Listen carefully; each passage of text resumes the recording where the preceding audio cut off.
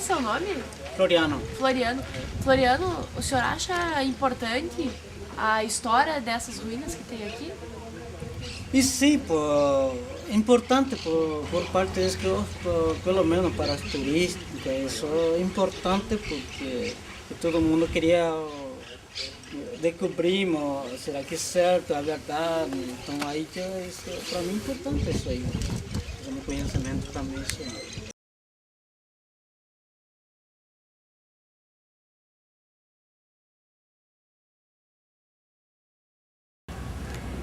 As missões jesuíticas tiveram uma importância geopolítica na América do Sul.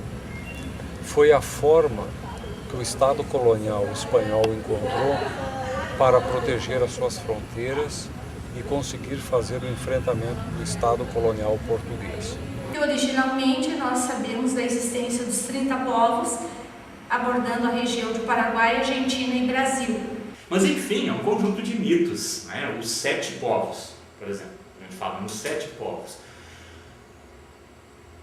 Não existem referências aos 7 povos nos documentos históricos. Por quê? Porque eles fazem parte de uma grande província jesuítica, a província do Paraguai. Mas a historiografia brasileira tratou de separar esses 7 como se eles fossem 7 brasileiros. Na época, uma coisa chamada Brasil sequer existia.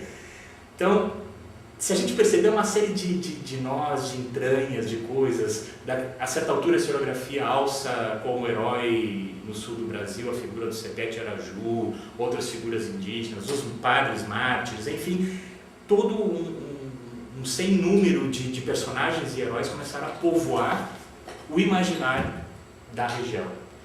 E do Rio Grande do Sul como um todo, não só da região missioneira. Com a implantação desses redutos jesuíticos, tanto as reduções como os povos, não foi necessário que o Estado espanhol investisse em homens, em equipamentos e transferisse para a fronteira um amplo aparato de guerra. Simplesmente um padre, 2 padres e 6.000, 7.000 índios localizados num território e em núcleos que tiveram a extensão em toda a fronteira, foi necessário para que se fizesse esse enfrentamento e se protegesse por um tempo mais ou menos de 1,5 século a essa proteção dos domínios espanhóis.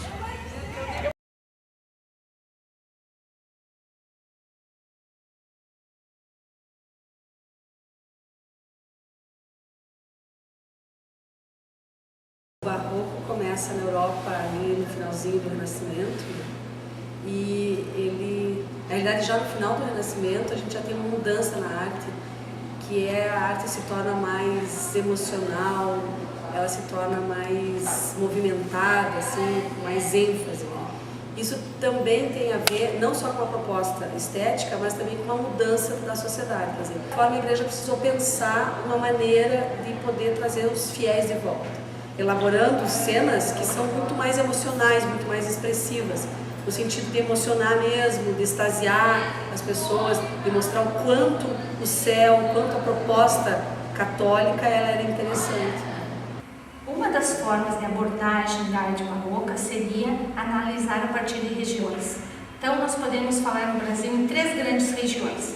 A primeira, que seria a região litorânea, porque a nossa colonização, inclusive, começou pelo litoral. Então, essa seria a primeira região. A segunda região, não em ordem de importância ou de significação, seria interioranda, que abordaria aí a região de Minas, São Paulo, principalmente em função das entradas e bandeiras e diferentes formas de exploração interna do território. E a terceira grande região que nós poderíamos falar, que seria a região das missões. O barroco missioneiro tem uma particularidade porque tem a mão de obra indígena guarani. O guarani missioneiro, o índio, ele era um homem de fronteira.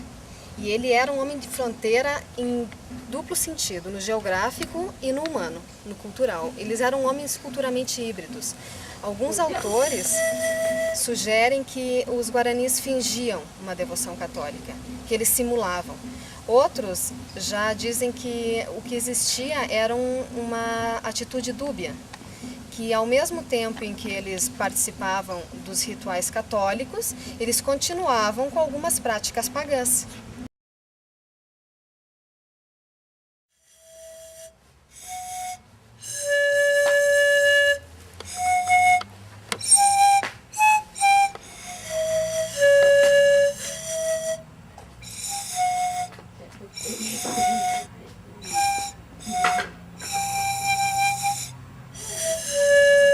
Então a gente vai ver assim, quando falasse das missões, o que nós tínhamos de arte? Nós vamos ver as oficinas. As oficinas produziam, e nós sabemos que o nosso indígena, ele tem uma capacidade laboral muito grande. Ele é um artífice muito bom. Então ele foi utilizado com orientação jesuítica, para fazer as imagens inicialmente. Tanto é que algumas pessoas diziam que a nossa imagem aqui não era uma imagem criadora, que ela apenas era tosca, era simples. Por isso que durante algum tempo se utilizou uma denominação que hoje não é corrente, que é a ideia do barroco crioulo. Mas crioulo no sentido de algo inferior, ou algo não com a mesma qualidade de outras imagens. Algumas obras, se vocês observarem no museu, você vê nitidamente traços indígenas nas obras, coisas que você não vê em outros barrocos, né, do Brasil. Você vê o olho esticado, você vê o nariz meio afilado também, né? Às vezes a obra pequena, né? Você vê que é o tamanho Guarani, tem uma obra pequena, tem um tamanho pequeno. E também, ao mesmo tempo que você vê obras pequenas, você vê obras quase que gigantes, né?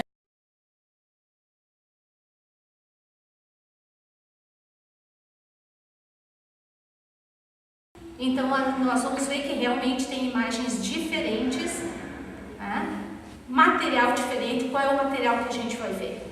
Principalmente aqui, nós temos a madeira. Claro que o barroco vai encontrar diferentes caminhos e diferentes soluções no Brasil.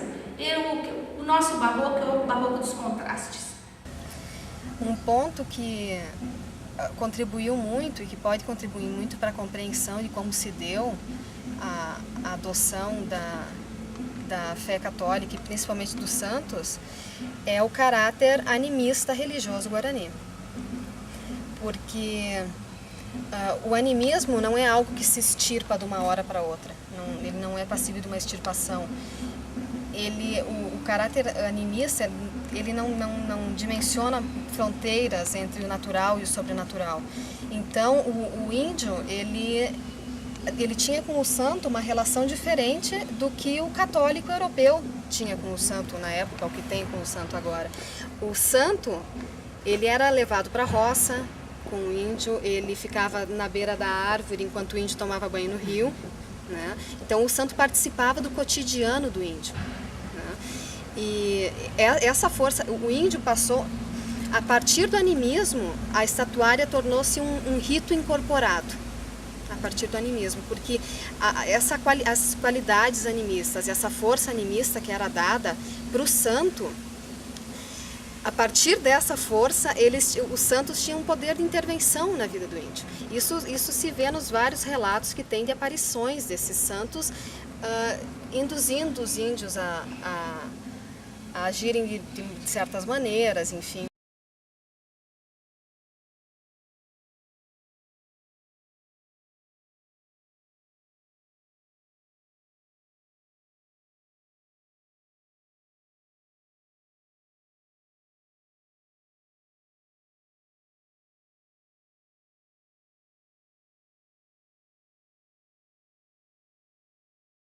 Claro que existem imagens que nós sabemos, as imagens dos santos do Paulo.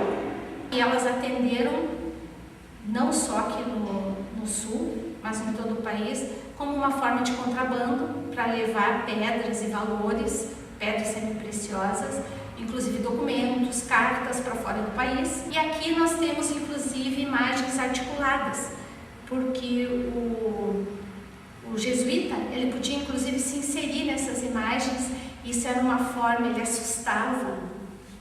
e isso causava uma impressão muito forte.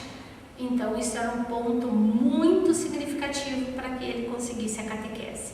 Você imagine para o indígena ele olhar uma imagem de madeira que ele podia tocar, que era uma imagem concreta, só que ela se mexia e ela falava. Quer dizer, não era imagem, nós sabemos que fazia isso, era o jesuíta, mas para ele isso tinha uma significação forte. Então, tudo que se fala dentro da redução já não é mais o catolicismo tal qual ele veio da Europa, já não é mais a religião tribal guarani. O que dentro da redução, o que passa a existir é o espaço missioneiro, é o catolicismo missioneiro, é a arte missioneira e o guarani missioneiro. Quando os jesuítas traduziram o catolicismo para a língua guarani, eles abriram espaço para a interpretação guarani do catolicismo. O índio, quando entrava na igreja, ele tinha todos os sentidos dele aguçados. Ele tinha a audição pela música, ele tinha o olfato pelos incensos, ele tinha a visão pelas pinturas e as esculturas que estavam cheias. Então, ele foi seduzido pela didática barroca. Nas oficinas, ele fazia instrumentos musicais. Tais instrumentos eram disputados a peso de ouro na Europa. Quer dizer, eles eram muito bons. Por quê? Porque esse indígena era hábil. A arte indígena é uma arte extremamente significativa e criativa. Quer dizer, ele não tinha porquê, quando de uma orientação diferente, a orientação do jesuíta, perder essa capacidade. Então, não ia diminuir essa capacidade. Claro que ela seguiu orientações.